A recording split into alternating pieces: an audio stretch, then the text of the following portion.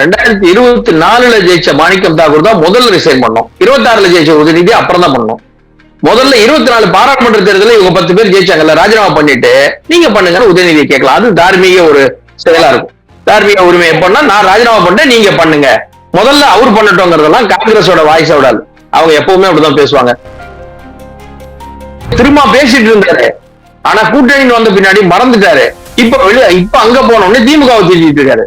So அந்த அரசியல் எல்லாம் நடக்கும்போது சீமானவர்களுடைய கேள்வி நியாயமா தான் இருக்கு. நீங்க கரெக்ட் தான், நீங்க இவங்க கூட தானே ஜெயிச்சீங்க, வெளில போனீங்கன்னா ராஜினாமா பண்ணுங்க, கரெக்டா தான் சொல்றாரு. அந்த ஒரு லாஜிக் இருக்கு. ஆனால் அரசியல் அது நடக்காது. இதே திமுக கூட 2013 பிரிஞ்சு போனாங்க. திரும்பி 2016 சேர்ந்தாங்களா இல்லையா? வந்து சேர்ந்தாங்களா இல்லையா? அப்போ எங்க போச்சு? இல்லங்க வெளியே போயிட்டாங்க, வரமாட்டோம்னு இதே மாணிக்கம் தாக்கூர் சொல்லியிருக்கணும்ல. அன்னைக்கெல்லாம் இவங்கெல்லாம் ஊட்டிட்டு தானே இருந்தாங்க. 21 இவங்க வந்த போது எங்களுக்கு சரி பண்றதுக்கு டைம் வேணும், அதிமுக 10 ஆண்டு காலமாக இதை இப்படி வைத்து விட்டதுன்னு சொல்லியிருக்காங்க. இப்போ 70 ஆண்டு காலமாக இருக்கிற இந்த ஒரு ஆட்சி, 2 கட்சியோட ஆட்சி மாற்றத்துக்கு அப்புறம் தவேகா வந்திருக்கு. இப்ப அவங்க என்ன சொல்றாங்க, இவ்வளவு வருஷம் ஆயிடுச்சு, எங்களுக்கு கொஞ்சம் டைம் கொடுங்க அப்படின்னு கேக்குறாங்க. ஆனால்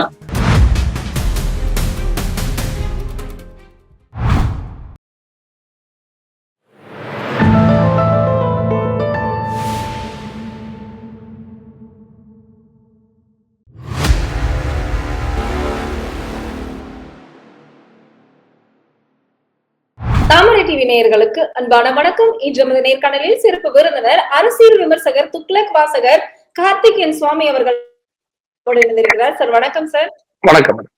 சார், இன்னைக்கு டாஸ்மாக் ஊழல் அப்படிங்கிறதுதான் அப்போ இருந்த திமுக ஆட்சியில இருந்து இப்போ வரைக்குமே டாஸ்மாக் ஊழல் தான்.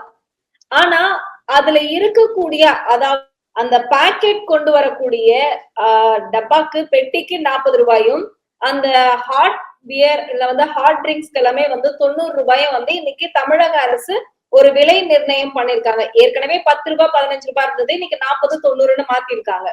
கமிஷன் தமிழக அரசுக்கு கொடுப்பாங்க, அமைச்சர்களுக்கு கொடுப்பாங்க அப்படிங்கறது அது அப்படியே கவர்மெண்டோட வருவாய்க்கு ஒரு மாதிரியான ஒரு திட்டங்களை இன்னைக்கு தமிழக அரசு கொண்டு வந்திருக்கிறதாக ஒரு செய்தி வெளியாயிருக்கு. இது ஊழல் கிடையாதா? கமிஷன் கொடுக்கறதா கவர்மெண்ட் கொண்டு வந்தா அது ஊழல் கிடையாதா? இல்ல, முதல்ல இதுல அடிப்படையா ஒரு சில சிக்கல்கள் இருக்கு, சந்தேகங்கள் இருக்கு இந்த பிரச்சனை பொறுத்து. இப்போ ஒரு டப்பாக்கு 40 ரூபாய், இதுக்கு இப்பெல்லாம் ஒரு ரேட் போடுறாங்க. இவங்க டெண்டர் போடும்போது ஒரு ரேட்டு அந்த கம்பெனில போடுறாங்க. எங்களுக்கு இத்தனை ரூபாய்க்கு சப்ளை பண்ணணும்னு டெண்டர் கொடுக்குறாங்க. அதுலதான் அந்த கம்பெனிகள் சப்ளை பண்றாங்க. சரி, அப்படி ஒரு கம்பெனி சப்ளை பண்ணது, இப்ப உதாரணத்துக்கு 10 பாட்டில் 1000 ரூபாய் அவங்க டெண்டர் போட்டாங்க, கவர்மெண்ட் டெண்டர் கொடுக்குது, அவங்க எடுத்துட்டாங்க. ரைட். இப்ப அதுல அவங்க ஒரு பாட்டிலுக்கு 40 ரூபாய் கொடுத்தா 400 ரூபாய் அந்த கம்பெனி திருப்பி இவங்களுக்கு கொடுக்கணும்னா ரேட் எப்படி வைப்பாங்க? எப்படி ரேட்டு? அவங்களுக்கு ஒரு 1000 ரூபாயில நீங்க வாங்கிட்டு 400 ரூபாய் திருப்பி வாங்குறீங்கன்னா அது எந்த விதமான நடைமுறையில கொண்டு போய் விடும்? அப்ப இன்னொரு கேள்வி, இது வரைக்கும் அவங்க 90 ரூபாய் வாங்கினாங்க, 40 ரூபாய் வாங்கினாங்க, நீங்களே ஒரு கணக்கு சொன்னீங்கன்னா அப்ப ஊழல் குற்றச்சாட்டு மேல ஆக்ஷன் எடுங்க. முதல்ல வழக்கு போட்டுடலாமே, முதல்ல அவங்க பேர்ல வழக்கு போட்டு அதை ஆரம்பிக்கலாமே. அப்ப உங்களுக்கு தெரியுது இந்த டப்பாக்கு 40 வாங்கியிருக்காங்க, இந்த டப்பாக்கு எந்த கணக்கு வச்சு வாங்கினாங்க, அந்த அரசு குறிப்புல இருக்கா? கட்சி ரீதியா வாங்கினாங்க, அரசு குறிப்புல இருக்கா? எவ்வளவுன்னு இருக்கா? இந்த பாட்டிலுக்கு இவ்வளவுன்னு, இந்த கம்பெனி ரம்முக்கு இவ்வளவு, ஒயினுக்கு இவ்வளவுன்னு இருக்குதுங்களா? அப்போ எதன் அடிப்படையில இதை வாங்குறாங்க? ஒரு டவுட். இன்னொன்னு, 51 கோடி ரூபாய் அவர்கள் இது வரைக்கும் வாங்கிட்டு இருந்தாங்கன்றாங்க. ஆயிரக்கணக்கில் வாங்கிட்டு இருந்த அந்த பாட்டிலுக்கு 10 ரூபாய் காசை வெறும் 51 கோடியில நீங்க சுருக்குறீங்களே ஏன்? ஒரு நாளைக்கு 1 கோடி பேர் குடிக்கிறாங்க, ஒரு ஆள் 10 ரூபாய் எக்ஸ்ட்ரா கொடுக்குறாங்கன்னா ஒரு நாளைக்கு 10 கோடி ரூபாய். ஒரு நாளைக்கு 10 மினிமம், நான் சொல்றது மினிமம் 10 கோடி. ஒரு மாசத்துக்கு 300 கோடி, ஒரு வருடத்திற்கு 3600 கோடி. ஒரு 10 ரூபாய் கணக்கு போட்டா அப்போ நீங்க 51 கோடியில சுருக்கிட்டீங்களே ஊழல. ஏன் சுருக்குறீங்க? வெறும் 51 கோடி தான் இது வரைக்கும் வாங்கிட்டு இருந்தாங்க, அதை நாங்க இங்க அரசுக்கு செலுத்துறோம்னா எந்த அடிப்படையில், எந்த கணக்கின் அடிப்படையில் நீங்கள் 51 கோடி தான் வாங்கினார்கள், அதை நாங்க அரசுக்கு செலுத்த சொல்லியிருக்கோம். நீங்க இப்ப எந்த கம்பெனி ஒத்துக்கும்? சார் நான் இவ்வளவு லஞ்சம் கொடுத்தேன் சார், இனிமேல் உங்க கவர்மெண்ட்டுக்கு தரேன், எந்த கம்பெனியும் ஒத்துக்கும்? இன்னொரு நடைமுறை, முதல்ல கேட்டது டெண்டர்ல நீங்க 1000 ரூபாய் நான் தரேன், எனக்கு 10 பாட்டில் கொடுத்து வாங்கிட்டீங்க. அதுக்கப்புறம் அவங்க எதுக்கு உங்களுக்கு 40 ரூபா 90 ரூபா ஒரு டப்பாக்கு தரணும்? ஒரு டப்பான்னு வச்சுங்க, அவங்க சொல்றபடி ஒரு கேஸுக்குன்னு வச்சுங்களேன் 40 ரூபா, 24 உள்ள அந்த ஒரு கேஸுக்கு 40 ரூபா. சரி, 24 பாட்டில நீங்க வாங்குற ரேட்டு 2400 ரூபாய், அதுல 40 ரூபாய் திருப்பி கேட்கும் போது அவங்க ரேட் அதிகமா வைக்க மாட்டாங்களா? இனிமேல் அவங்க அதுல ரேட் ஏத்திட்டு 40 ரூபாய் இதுல கொடுக்க போறாங்க. அப்படிதான் இருக்கும் நடைமுறைனா ரேட் ஏறி போயிடும். இப்பவும் பாட்டிலுக்கு 10 ரூபா வாங்குறது இல்ல, 30 ரூபா வாங்குறாங்க. உன்னால என்ன செய்ய முடியும் செய்யுன்னு சொல்லி வீடியோ போடுறாங்க எல்லாரும். என்ன பண்ணுவேன் நீ, நான் 30 ரூபா வாங்குறேன், அதுல செலவு இருக்கு, கடையோட செலவுகள் இருக்குன்னு ஒரு கடைக்காரர் பேட்டி கொடுத்திருக்காரு. அப்போ அதை நடத்துற அரசாங்கம், அப்ப என்ன பண்ணுங்க? டாஸ்மாக், நான் சொல்றது டாஸ்மாக் நிர்வாகம், இந்த அரசோ போன அரசோ எல்லாம் கேட்கல. டாஸ்மாக் நிர்வாகம் அந்த கடையோட செலவை ஏத்துக்காம, அப்ப யார் வேணா கடை வைக்கலாமே, நான் கூட ஒரு கடை வச்சுட்டு நான் அந்த செலவெல்லாம் பாத்துக்கிறேன், வாடகை நான் இதுல இருந்து கொடுக்குறேன், நான் வண்டி செலவெல்லாம் பாத்துக்கிறேன் சார், நான் கடை நடத்திக்கிறேன், நான் பாட்டுக்கு நடத்தலாமே, டைரக்டா அந்த கம்பெனிகள்கிட்ட பேசி நான் வாங்கி நடத்தலாம் போல இருக்கேன். அப்ப டாஸ்மாக் அண்டர்ல இல்ல. டாஸ்மாக்கு 55,000 கோடி ரூபாய் இந்த வருடம் வருமானம். அது யார்கிட்ட போகுது? டாஸ்மாக் நிர்வாகத்திட்ட போகுது. அப்ப கடை வாடகையே நீங்க கொடுக்கலன்னா உங்களுக்கு எதுக்கு சார் இந்த கடையில இருந்து வர காசு? கடையில இருந்து வர காசு உங்களுக்கு எதுக்கு? அது ஒரு பிரைவேட் கடை மாதிரி. அந்த வேலை செய்யறவங்களே வாடகை தரணும், வேலை செய்யறவங்களே கரண்ட் பில் கட்டணும், உடஞ்ச பாட்டிலுக்கு வேலை செய்யறவங்க பொறுப்பேற்றுக்கணும்னா டாஸ்மாக் நிர்வாகம் எதற்கு? அதை முதல்ல அரசு சரி பண்ணணும். எல்லாம் நாங்கதான் எல்லாம். இப்ப ரேஷன் கடை எப்படி? அரசுதான் வாடகை கொடுக்கும், அரசுதான் பொருள் அனுப்பும், அரசுதான் அந்த பணத்தை வசூல் பண்ணும். மானியம்ங்கிறது அரசுக்கு போடுற எக்ஸ்ட்ரா காசு. அது மாதிரி அரசுதான் எல்லாம் பண்ணணும். அந்த முறைக்கு அரசு வந்தால் கரெக்ட். இதுல இன்னொன்னு, இப்ப இந்த எங்களுக்கு இவ்வளவு காசு கொடுங்க, கமிஷனை அரசு கஜானாவுக்கு கொடுங்கன்றாங்க. கமிஷனை அரசு கஜானாவுக்கு வாங்குறது என்றால் என்ன தெரியுமா? கர்ம வீரர் காமராஜர் அவர்கள் ஏதோ ஒரு வெளிநாட்டிற்கு சென்றிருக்கிறார். அங்க அவருக்கு இந்த பொருள்லாம் அரசாங்கம் வாங்கினா உங்களுக்கு இவ்வளவு கமிஷன் தரேன்னு சொன்னாங்களாம். அவர் என்ன சொன்னாரா? ஐயா எவ்வளவு தருவேன்னாங்களாம். சார் 100 ரூபாய் பொருள் நீங்க உங்க கவர்மெண்ட்டுக்கு வாங்கினீங்கன்னா நாங்க உங்களுக்கு 2 ரூபாய் தருவோம். அவர் சொன்னாரா? அப்ப பில்ல 98 ரூபாய்க்கு போடியா, எனக்கு அதை கொடு, பொருளை கொடுன்னு வாங்கினாரு. இதுதான் கமிஷனை கவர்மெண்ட்டுக்கு வாங்குறது. எனக்கு 2 ரூபா, அந்த எனக்கு அரேஞ்ச் பண்ண கமிஷனை நீ 2 ரூபா கம்மி பண்ணி பில்ல 98க்கு போடு, கையில காசெல்லாம் தர வேண்டாம், நீ 98 ரூபாய்க்கு பில்லு போடு. அப்படிங்கும் பொழுது பொருள் 98க்கு அரசுக்கு வந்துருச்சு, அரசுக்கு 2 ரூபாய் லாபம். இதுதான் கமிஷனை அரசு பணமாக மாற்றுவது, அரசு கஜானாவுக்கு கொண்டு வருவது. இப்ப நீங்க 40 ரூபா கொடு 90 ரூபா கொடு டப்பாக்குன்னா அவங்க ரேட் ஏற்றுவாங்க. இல்லைன்னா வேற ஒரு உள்ளுக்குள்ள வேற யார் அதிகாரிங்க இருக்காங்களோ அவங்கள பார்த்து இவ்வளவுதான் வந்தது, சரி இவ்வளவுதான் கணக்காட்டுவாங்க. இதுல என்ன கேட்கிறோம்னா, ஏற்கனவே பிடிஆர் சொன்ன மாதிரி எவ்வளவு இன்கமிங் எவ்வளவு அவுட் கோயிங்னு இது வரைக்கும் கணக்கு இல்லை, சிஸ்டம் இல்லை. நீங்க இப்ப எதை வச்சு அந்த டப்பாக்கு வாங்குவீங்க?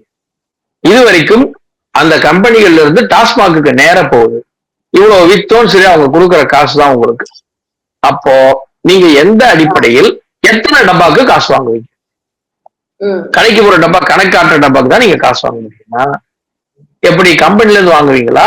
இங்க வாங்குவீங்க. கம்பெனி இப்போ சார் இன்னைக்கு 10 டப்பா கொடுத்தா சார், உங்களுக்கு டப்பாக்கு 40 ரூபா, ஆனா அங்க 30 டப்பா அனுப்பிடுறாங்க கடைக்கு, வியாபாரம் போயிடுது, நல்லா முடியுது. இதை எப்ப சரி பண்றது? சோ இந்த பேசிக் ஸ்ட்ரக்சரை சரி பண்ணி எவ்வளவு வருது, அக்கௌண்டபிலிட்டி எவ்வளவு உள்ள வருது எவ்வளவு போகுதுன்னு சொல்லி முடிச்சு அதற்கு பிறகு அந்த ஊழல்களை எல்லாம் சரி பண்ணா சிறப்பா இருக்கும். இவரோட முயற்சி நல்ல முயற்சி. அந்த ஊழல் காசை, கமிஷன் காசை அரசு கொண்டு வரணுங்கிறது நல்ல முயற்சி. சிஸ்டம் சரி பண்ணிட்டு கொண்டு வந்தால் நன்றாக இருக்கும். இந்த முறையில் கொண்டு வந்தால் காசு உள்ள. ஆனா இன்னைக்கு அரசாங்கத்தின் இருக்கக்கூடிய வைன் ஷாப், அதாவது டாஸ்மாக் எல்லாமே தனியார் மயமாக்க போவதாக ஒரு செய்திகள் ஒரு மாதமாக தாவேக அரசு பதவி ஏற்றதுல இருந்து இந்த செய்திகள் உலா வருது. இப்ப தனியார் மயமானால் தமிழக அரசுக்கு இது பாதிப்பை ஏற்படுத்துமா, இல்ல நம்மளுக்கு ஏதாவது லாபம் ஏற்படுமா நமக்கு? இல்ல, இப்ப நீங்க சொல்ற அந்த விதத்துல ஏற்கனவே மணமகள் மன்றங்கள்னு நிறைய இடத்துல துவங்கிட்டாங்க. கடைகள் எல்லாம் மூடிட்டு அங்க கோர்ட்டு உத்தரவின்படி நிறைய கடைகளை இந்த அரசாங்கம் வந்த உடனே ஒரு 700 கடை மூடினாங்க. அது ஏற்கனவே கோர்ட்டு உத்தரவு 500 இருந்தது, இவங்க எக்ஸ்ட்ரா 200 மூடினாங்க. ஓகே. ஆனால் அதையெல்லாம் மூடிட்டு பக்கத்துல ஹை கிளாஸ்ல பார் வந்துச்சு, மணமகள் மன்றங்கள் நிறைய வந்திருக்கு உள்ளூர்ல. அதையெல்லாம் அவங்கதான் பிரைவேட் பார், இப்ப அவங்க டாஸ்மாக்ல ஆர்டர் பண்ணி பொருள் வாங்குவாங்க. அவங்க எல்லாம் இப்ப பிரைவேட்டைசேஷன் ஆயிடுச்சுன்னா, ஏற்கனவே திரு ஆதவர்ஜன் அவர்கள் சொன்னார்கள் ஒரு தேர்தலுக்கு முன்பு, மதுவை வந்து அரசு விற்க கூடாது, அது தப்பு, எங்களுக்கு அந்த கொள்கை ஏற்புடையது அல்லன்னு சொன்னார். அந்த கணக்குப்படி இப்ப அது பிரைவேட்டைசேஷன் பழையபடி டாஸ்மாக்ல இருந்து எப்படி ஜெயலலிதா அவர்கள் பிரைவேட்ல இருந்து கொண்டு வந்தாங்களோ இப்ப என்ன ஆகும், பிரைவேட்டைஸ் ஆகும். இப்ப இவங்க சொல்ற கணக்கு, அப்ப இவங்க சொல்ற அந்த கணக்கு, இந்த கமிஷன் வந்து அரசுக்கு வரும் என்று சொன்னால் எப்படி வரும்? நீங்க டாஸ்மாக்கு டைரக்டா சப்ளை பண்ணோம், நாங்க கடைக்கு விற்போம், கடைக்காரங்க எங்கள்கிட்ட வந்து வாங்கிக்கிங்க அப்படிங்கிற முறையில நீங்க பிரைவேடைசேஷனுக்கான அடிப்படை தான் இதுன்னா ஒண்ணு அதை சொல்லிடுங்க. நாங்க எங்களுக்கு பெட்டி வரும்போது கணக்கு தெரியும், பெட்டிக்கு 40 ரூபாய் நாங்க வாங்குவோம், அதுக்கப்புறம் நாங்க கடைகளுக்கு சப்ளை பண்ணுவோம்னா இந்த செயின் சிஸ்டம்னு சொல்லிருங்க. ஏற்கனவே தனியார் மதுபான கடைகள் இருந்து மிகப்பெரிய அளவுல குடி பிரச்சனை மது பிரச்சனை வந்ததுனாலதான் திரு ஜெயலலிதா அவர்கள் அதை அரசுரிமையாக்கினார்கள். இப்ப நீங்க திரும்பி பிரைவேட் கொடுத்தீங்கன்னா ஏகப்பட்ட பிரச்சனைகள் அதுல இருக்கும். இன்னைக்கு ஒரு கடை டாஸ்மாகோட அண்டர்லன்னா அரசு கீழே காவல்துறை வந்து உள்ள வந்து யார் சண்டை போட்டாலும் போக முடியும், என்ன பிரச்சனைன்னு கேட்பாங்க. பிரைவேட் ஆயிடுச்சுன்னு வச்சுங்க, பவுன்சரை வச்சு அவங்க உள்ளுக்குள்ளேயே முடிச்சுட்டு சண்டையெல்லாம் முடிச்சுட்டு போறாங்கன்னா சட்டம் ஒழுங்கு தனியார் கையில போயிருங்க. சோ அரசு ஒண்ணும் இல்ல, ஒரு சிஸ்டம் இதை சரி பண்ணி கொடுத்தாங்கன்னா இது செய்யக்கூடியது. நான் சொன்னபடி காமராஜர் அவர்கள் வழியில் அந்த அமௌண்ட்டை குறைச்சி எங்களுக்கு கொடுங்க அப்படின்னா கரெக்டான வழியில பண்ண முடியும் அப்படிங்கறத நம்ம பார்க்கணும். ஏற்புடையதாக இருக்கும். கண்டிப்பா. இன்னைக்கு வந்து சீமானுடைய இந்த எலெக்ஷன்ல தோல்வி அப்படிங்கிறது வந்து கண்டிப்பா அவர்கிட்ட இருந்த பெர்சன்டேஜ் வந்து அப்படியே 0வா மாறி இருக்கு. ஆனாலும் அவர் வந்து இப்போ ஒரு மாத காலம் அவர் எதுவும் பெரிதாக பேசவில்லை. ஆனா இன்னைக்கு வந்து காங்கிரஸ் என்ன சொல்லியிருக்காங்கன்னா, திமுகவோட நீங்க கூட்டணி வச்சு அந்த பதவி அப்படிங்கறத வந்து வாங்கியிருக்கீங்க, 10 MP சீட்டு வாங்கியிருக்கீங்க, இன்னைக்கு ஜெயிச்சதும் வந்து தாவேக்காவுக்கு போயிருக்கீங்க, சோத்துல உப்பு போட்டுதான் சாப்பிடுறீங்களா, யாருக்கும் சொரணையே இல்லையா அப்படிங்கறது கேட்டிருக்காங்க. அதுக்கு மாணிக்கம் தாக்கூர் சொல்லியிருக்காங்க, உங்க தம்பி உதயநிதி எங்களுடைய ஆதரவுல தான் வந்து அந்த தொகுதியில ஜெயிச்சாரு, அத வந்து ராஜினாமா பண்ண சொல்லுங்க, நான் இமீடியட்டா 24 மணி நேரத்துல என்னுடைய ராஜினாமா கடிதத்தை தரான்னு சொல்லிட்டு 2 பேரும் ஏட்டிக்கு போட்டியாக காங்கிரசும் திமுகவும் பேசி அவங்க வாய்ஜாலங்களால வந்து பேசி திட்டிக்கிறாங்க. இது எப்படி இருக்கு சார் பாக்குறதுக்கு? இப்ப இதுல முதல்ல 2024ல ஜெயிச்ச மாணிக்கம் தாக்கூர் தான் முதல்ல ரிசைன் பண்ணோம், 26ல ஜெயிச்ச உதயநிதி அப்புறம் தான் பண்ணோம். முதல்ல 24 பாராளுமன்ற தேர்தலில் இவங்க 10 பேர் ஜெயிச்சாங்கல்ல, ராஜினாமா பண்ணிட்டு நீங்க பண்ணுங்கன்னு உதயநிதியை கேட்கலாம். அது தார்மீக ஒரு செயலா இருக்கும். தார்மீக உரிமை எப்படின்னா, நான் ராஜினாமா பண்ணேன் நீங்க பண்ணுங்க, முதல்ல அவர் பண்ணட்டோங்கிறதெல்லாம் காங்கிரஸோட வாய்ஸ் விடாது. அவங்க எப்பவுமே அப்படிதான் பேசுவாங்க, நடக்காதது ஆகாததெல்லாம் பேசுவாங்க. சீமான் அவர்களை பாத்தீங்கன்னா அவர் எப்பவுமே எந்த இடம் போனாலும் அவருக்கு அன்னைக்கு என்ன தோணுதோ அதை சொல்லிடுவாரு. இன்னைக்கு கூட சொல்லியிருக்காரு. இல்ல காங்கிரஸ் பேசுறதுக்கு சீமானுக்கு வந்து என்ன இவ்வளவு நாட்கள் இல்லாம காங்கிரஸ் ஏன் பேசணும்? திமுக காங்கிரஸ் முரசொலி அந்த பேச்சு எல்லாமே கண்டிப்பா இல்ல நான் சொல்றேன். அதாவது சீமான் அவர்கள் எல்லா கூட்டணி பத்தி பேசுறதுக்கு எல்லாருக்கும் உரிமை இருக்கு, இந்த கூட்டணியில ஏமாத்திட்டீங்க. ஏன்னா திருமாவளவன் அவர்கள் எப்ப பாரு அதிமுக கூட்டணி, பாஜக கூட்டணி, அதிமுக இதையே தான் பேசிட்டு இருந்தாரு, எதிர்கட்சியை தான் பேசிட்டு இருந்தாரு. சீமான் அப்பெல்லாம் பேசல, நீங்க என்ன வேணா கூட்டணி போயிட்டு போங்க, நான் தனியா நிக்கிறேன். இப்போ இவங்க கைட்டி விட்டு போன உடனே நீங்க இந்த மாதிரி செஞ்சுட்டு போனீங்களே, உங்களுக்கு துரோகத்தின், எப்பவுமே காங்கிரஸ் என்பது துரோகத்தின் வடிவம், இப்ப இதை பண்ணிருக்கீங்களே அப்படின்னு ஒரு அரசியல்வாதியா தான் அந்த கேள்வி கேட்டிருக்காரு. ஏன்னா இது வந்து எல்லா அரசியல்வாதியும் கேள்வி முரசொலியில வந்ததுனால இவர் கேட்டாரு அப்படின்னு பாக்காதீங்க. ஏன்னா சீமான் அவர்கள் பல விஷயங்களை கேட்டிருக்காரு. திமுகவை பலமாக எதிர்த்தவர், நான் கடப்பாறையை கொண்டு வந்து திராவிடத்தை இடிப்பேன்னு சொன்னவர், அப்போ அந்த லெவல்ல திமுக எதிர்த்தவர். ஆனால் இன்றைக்கு நீங்க காங்கிரஸ் செய்த துரோகத்தை பேசுறாரு, காங்கிரஸ் செய்த துரோகத்தை திரும்ப பேசிட்டு இருந்தாரு, ஆனா கூட்டணி வந்த பின்னாடி மறந்துட்டாரு. இப்ப அங்க போனோடனே திமுகவை திட்டிட்டு இருக்காரு. சோ அந்த அரசியல் எல்லாம் நடக்கும்போது சீமான் அவர்களுடைய கேள்வி நியாயமா தான் இருக்கு. நீங்க வந்து கரெக்ட் தான், நீங்க இவங்க கூட தானே ஜெயிச்சீங்க, வெளில போனீங்கன்னா ராஜினாமா பண்ணுங்க, கரெக்டா தான் சொல்றாரு, அந்த ஒரு லாஜிக் இருக்கு. ஆனால் அரசியல் அது நடக்காது. கூட்டணி இன்னைக்கு இருப்பாங்க, திரும்பி நாளைக்கு மாறுவாங்க, திரும்பி அடுத்தது வருவாங்க, அதெல்லாம் இங்க பண்ணவே மாட்டாங்க. இப்ப 2001ல திருமாவளவன் அவர்கள் ஜெயித்தார் மங்களூர்ல, கூட்டணி மாறுது. 2004ல ராஜினாமா பண்ணாரு, கூட்டணி மாறினோன்னு திருமாவளவன். சோ அது மாதிரி இப்ப எல்லாம் நடக்குமானா இங்க நடக்காது. இப்ப திருமாவளவனே அது மாதிரி பண்ணுவாருன்னா பண்ண மாட்டார். அதனால காங்கிரஸ்க்கு வந்து இங்க பேசுவதற்கு அடிப்படை ஒரு கொள்கையோ லட்சியமோ கிடையாது. யாரு ஆட்சிக்கு வருவாங்க, பதவி கொடுப்பாங்க, யாரு கூட சேர்ந்தா நமக்கு ஜெயிக்கலாம், இந்த கணக்கு மட்டும்தான் அவர்களுக்கு உண்டு. வேற எந்த கணக்கும் அவங்களுக்கு கிடையாது. மாணிக்கம் தாக்கூர் சொல்லியிருக்கிறாரு சார், பாஜகவோடு நெருங்கி செல்வதற்காக மட்டும்தான் காங்கிரஸை விமர்சித்துக் கொண்டிருக்கிறது, ராகுல் காந்தியை வந்து முரசொலியில் கட்டுரையாக விமர்சித்துக் கொண்டிருக்கிறது அப்படின்னு வந்து சொல்றாங்க. பாஜகவோடு இணக்கமாக செல்வதற்கு காங்கிரஸை திட்டினால் மட்டும்தான் அப்படின்னு மாணிக்கம் தாக்கூர் சொல்லியிருக்காரு சார். அப்படின்னா பாஜகவும் திமுகவும் திரும்பவும் கூட்டணி அமைத்துக் கொள்ளுமா? இல்ல, அது வந்து ரெண்டு கட்சிகளுக்கு உள்ளது, அவங்க தலைவர்களுக்கு உள்ளது, தொண்டர்களுக்கு உள்ளது. நான் முதல்ல என்ன சொல்றேன்னா, தேர்தலுக்கு முன்னாடி சீட்டு விஷயத்துல தகராறு ஆரம்பிச்சப்போ முதல்ல வாய்ஸ் கொடுத்தது யாரு? மாணிக்கம் தாக்கூர். திமுக கொடுத்துச்சா மாணிக்கம் தாக்கூர் கொடுத்தாரு? மாணிக்கம் தாக்கூர் தான் கொடுத்தாரு. எங்களுக்கு இவ்வளவு சீட்டு வேணும், எங்களுக்கு இவ்வளவு. அப்ப அவர் அன்னைக்கே தாவேகா கூட போறதுக்கான ஐடியால தான் அவர் குரல் கொடுத்தாரா? திமுக ஆரம்பிக்கல. முதல்ல ஆரம்பிச்சது மாணிக்கம் தாக்கூர். பிரவீன் சக்கரவர்த்தி அவங்க எல்லாம் பேசின அப்புறம் தான் மத்திய காங்கிரஸ் தலைமை வந்து ஒரு குழு அமைச்சு நீங்க கூட்டணி பேசிட்டு வாங்கன்னு சொல்லி ஃபைனலைஸ் பண்ணாங்க. திமுக பேசாம இருந்தாங்க. அப்போ முதல்ல ஆரம்பிச்சு கூட்டணி உடைக்கிறதுக்கான பேச்சுவார்த்தை ஆரம்பிச்சது மாணிக்கம் தாக்கூர். திமுக அன்னைக்கு அந்த ஐடியால பேசல. அன்னைக்கும் காங்கிரஸை கூப்பிட்டு கூட்டணி வரணும்னு சொல்லி கூட்டணி வச்சு இவ்வளவு தொகுதின்னு பேசி கொடுத்தது திமுக. அப்ப காங்கிரஸ் தான் அங்க முதல்ல இந்த டிராமாவை ஆரம்பிச்சது. ஜெயிச்சதுக்கு அப்புறமும் முதல் ஆளா ஓடி போய் குடுக்குடுன்னு தாவேக்கா கேட்கறதுக்கு முன்னாடி நாங்க உங்க கூட வரோம்னு சொல்லி ஓடி போய் நின்னது காங்கிரஸ். திமுக அவங்கள அனுப்பல. நீங்க நல்லா புரிஞ்சுக்கணும், விசிகா, கம்யூனிஸ்ட், IUM எல்லாம் திரு ஸ்டாலின் அவர்களை போய் சந்தித்து விட்டு ஆலோசனை நடத்தினோம், நாங்க என்ன பண்றதுன்னு பார்த்தோம், அதுக்கப்புறம் எங்க கட்சிகிட்ட பேசணும். இன்ஃபேக்ட் அவங்க சொல்ல போனா தன் கட்சியை விட முதல்ல ஸ்டாலின் போய் தான் அறிவுரை கேட்டாங்க, என்ன பண்ணலாம் நிலைமைக்குன்னு. அப்புறம் தான் அவங்க கட்சி செயற்குழு பொதுக்குழுவை கூட்டினாங்க. ஆனால் காங்கிரஸ் தாவேக்காவே சொல்றாங்க, நாங்களே கேட்கறதுக்கு முன்னாடி ஆச்சரியமா இருக்கு எங்க கூட வந்துட்டீங்களேன்னு.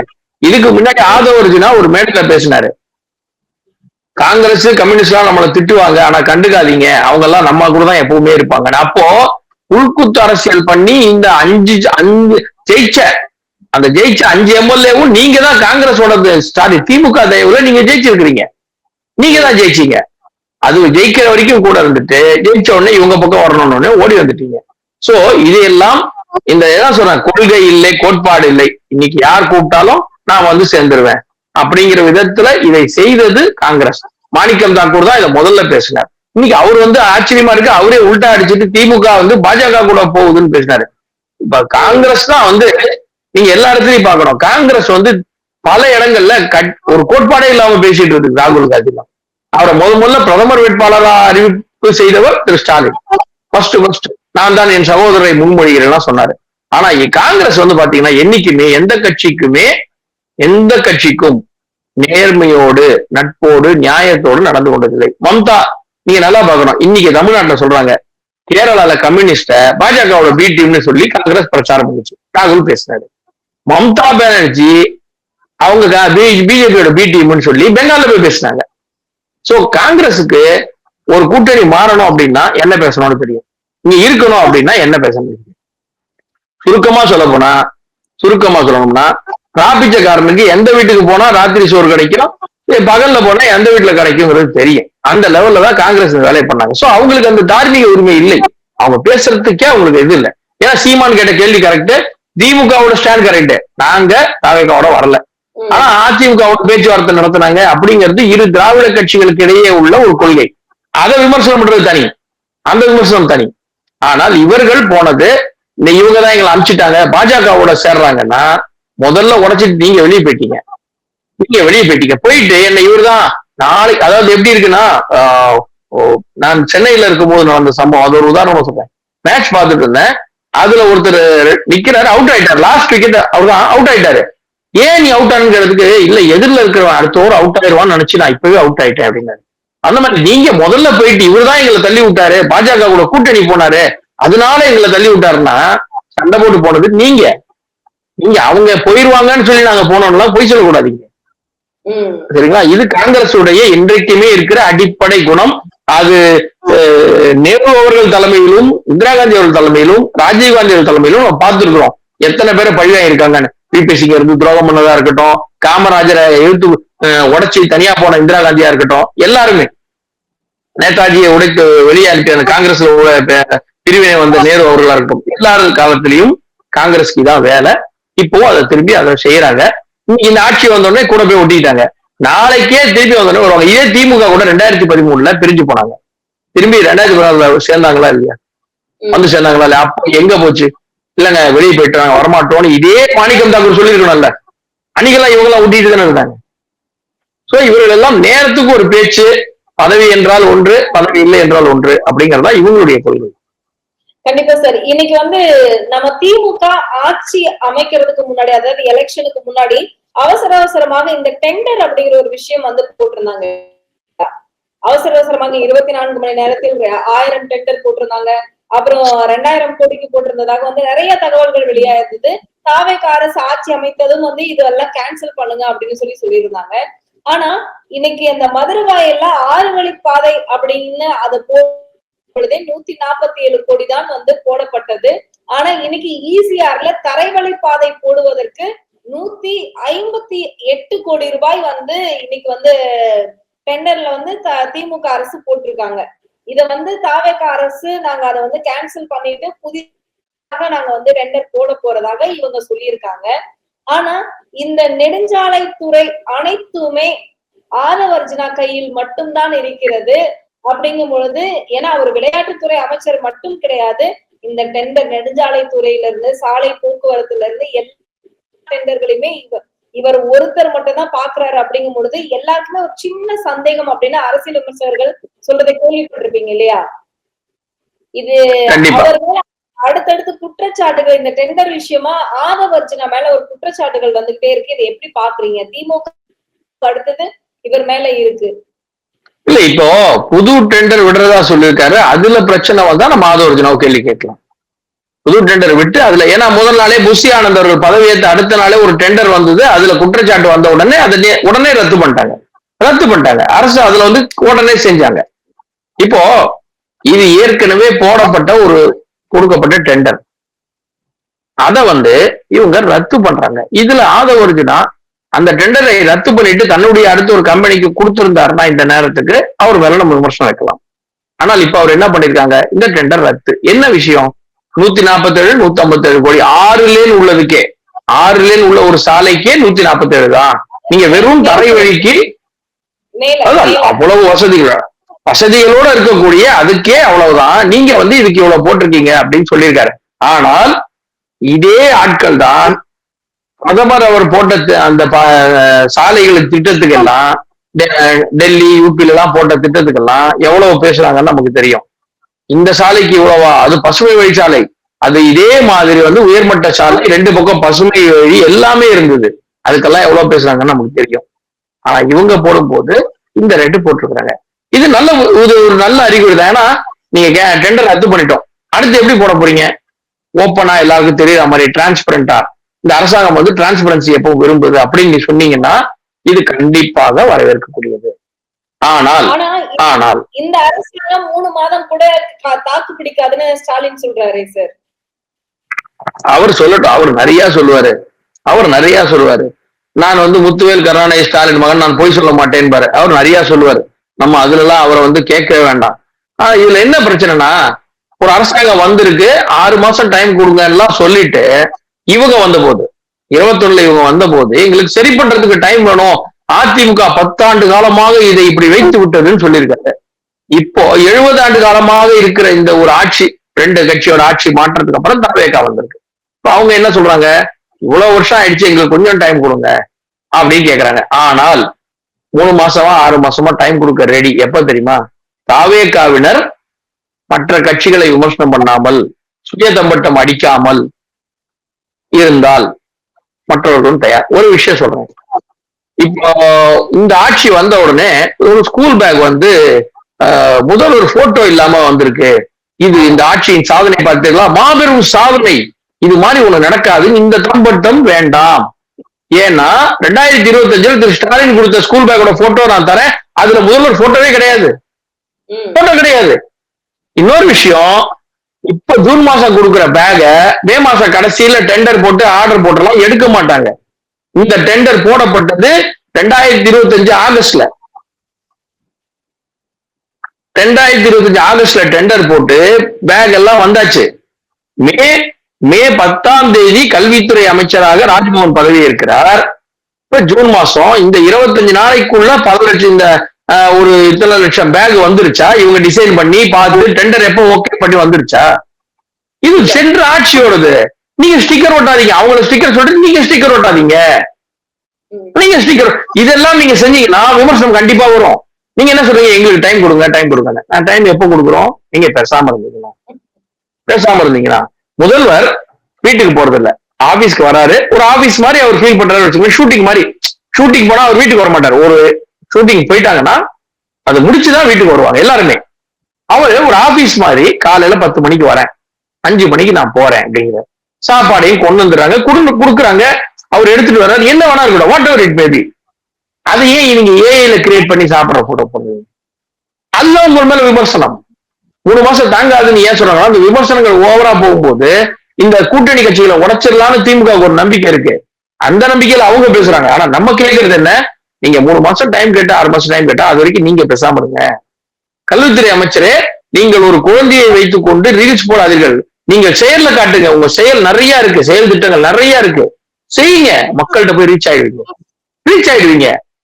இப்ப இன்னைக்கு யூரோப்ல ஒரு சமிட் நடக்குது. யூரோப்ல ஒரு சமிட், பெரிய தொழில் அந்த எக்ஸ்போ ஒண்ணு, இண்டஸ்ட்ரியல் எக்ஸ்போ. ஆந்திரால இருந்து நர லோகேஷ் போயிருக்காரு. அந்த சமிட்க்கு. தமிழ்நாட்டுல இருந்து யார் போயிருக்காங்க? அமைச்சிருக்கீங்களா? அதை பண்ணுங்க, அதுக்கு அனுப்புங்க அந்த தொழில்துறை அமைச்சர் அவர்களை. அங்க போய் நீங்க நமக்கு தொழில் முதலீடுகளை எடுத்துட்டு வரணும்னு சொல்லணும். அதுதான் நீங்க உண்மையா செய்யக்கூடியது. அவர் ரீல்ஸ் போட்டாருன்னா அதுல நான் கேட்கவே இல்லை. நீங்க ரீல்ஸ் போட்டீங்க, உங்க பர்சனல் வச்சுங்க. ஆனா அரசுல கொண்டு வராதீங்க. ஏன்னா எல்லா மனிதர்களுக்கும் ஸ்டாலின் அவர்களை விட, உதயநிதி அவர்களை விட அதிகமா ரீல்ஸ் போட்டது யாருமே கிடையாது. 2 சின்ன பசங்களை கூட ஆட்சி முடியும் போது கூட்டிட்டு என்ன படிக்கிறீங்க, உன் பேர் என்ன அப்படின்னு கூட தெரியல அவருக்கு. உன் பேர் என்ன, இது பண்றியான்னு கேட்கிறாரு. அதுவே தெரியாம கூப்பிட்டு வந்தாங்க அந்த பசங்களை. அந்த லெவல்ல ரீல்ஸ் விட மாட்டே ரீல்ஸ் போட்டாங்க. சாம்பார டப்பால வச்சுட்டு ஒரு டிராமா பண்ணாங்க மேடையில. இவ்வளவு ரீல்ஸ் பண்ணவங்க தான் இவங்க எல்லாம் இந்த கேள்வி கேட்க கூடாது. நம்ம என்ன சொல்றோம்னா, நீங்கள் இதெல்லாம் விட்டுருங்க.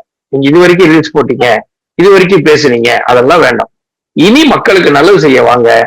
ரீல்ஸ் எல்லாம் போடாம உங்க ஆட்சி 3 மாசம் இல்ல 3 வருஷம் வரைக்கும் கூட நல்லபடியா போகும். அதுக்கப்புறம் மக்கள் ஆதரவுல 5 வருஷம் போகும். அதெல்லாம் நம்ம தேர்ந்தெடுக்கப்பட்ட அரசு. இப்ப தேர்ந்தெடுக்கப்பட்ட எனக்கு நான் ஓட்டு போட்டாலும், அவருக்கு ஆதரவு அளித்தாலும் அளிக்காவிட்டாலும், இன்றைக்கு அவர் எனக்கு முதல்வர். ஏன்னா தமிழ்நாட்டுல மக்கள் ஓட்டு போட்டாலும் போடலைனாலும் பிரதமர் திரு நரேந்திர மோடி அவர்கள் தான், மாற்றம் இல்லை. எனக்கு முதல்வர் திரு விஜய் தான், அவர்தான். ஆனால் விமர்சனம் யாருமே வைக்கக்கூடாது. வச்சா உளுத்திக்கு போட்டுவோம், வச்சா பண்ணுவோம்னு கடந்த ஆட்சியின் பாணியை நீங்கள் பண்ணாம இருந்தீங்கன்னா, இந்த கூட்டணி கட்சிகள் வெளியிலேயே போனாலும், நீங்க ஏற்கனவே ஒரு ஃபார்முலா வச்சிருக்கீங்கல்ல, தாவேக்காவோட ஒரு ஃபார்முலா இருக்கு. அந்த ஃபார்முலா படி உங்கள் ஆட்சி கவிழாது. அந்த ஆட்சி கவிழாது. இந்த கூட்டணி கட்சி விசிகா, கம்யூனிஸ்ட், ஐயுஎம்எல் வெளியில வந்தாலும் தாவேக்காவின் ஆட்சி கவிழாது. அதிமுக இருந்து 10 பேரை ரிசைன் பண்ண விட்டு 224 ஆக்கி, நீங்க அதுல இருந்து பாதியானா 112 + 1 113. நீங்க 108, காங்கிரஸ் 5, 113 உங்கள்ட்ட இருக்கு.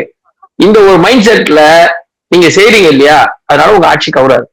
பயப்பட வேண்டாம். ஸ்டாலின் அவர்கள் சொல்றதெல்லாம் கணக்குல எடுக்காம இதையெல்லாம் செய்தால் இந்த ஆட்சிக்கு எந்த குறையும் வராது, நல்லா நடக்கும். எப்படின்னா இதையெல்லாம் சீர் செய்யணும். செஞ்சு பண்ணாங்கன்னா இந்த ஒரு டெண்டர் மட்டும் இல்லாமல் போன ஆட்சியில நடந்த இன்னும் பல டெண்டர்களை, ஊழல்களை கொண்டு வரணும். ஏன்னா ஆதவர்ஜனாக்கு இதெல்லாம் தெரியும். அவர் அங்க இருந்தவர், திமுக கூட இருந்தவர், பெண் அந்த அமைப்பில் இருந்தவர், எல்லாம் அவருக்கு தெரியும். அவர் எப்படி ஜெயிச்சாரு? அந்த பெண் அமைப்பு எங்கெல்லாம் எந்தெந்த மாதிரி செட்டிங் பண்ணி வச்சாங்களோ அதையெல்லாம் இவர் பிரேக் பண்ணி கவுண்டர் பண்ணி தான் இவர் ஜெயிச்சார். அந்த கவுண்டரை இந்த ஊழல் வழக்குகளை காட்டுங்க. 51 கோடியோடு சுருக்காம அந்த 1000 கோடி எல்லாம் முதல்வருடைய உறவினர்கள் வீட்டுல ரெய்டு போனாங்க இல்லையா? அதெல்லாம் முறையா விசாரிச்சு கொண்டு வந்தீங்கன்னா பல 1000 கோடி ரூபாய் வெளில வரும். இந்த ஆட்சி நிலையாக இருப்பதற்கு மக்களிடம் நல்ல பேர் கிடைக்கும். இதுதான் நம்ம ஒரு ரிக்வஸ்டாவும் ஒரு நம்முடைய பார்வையாவும் சொல்லிக்கும்.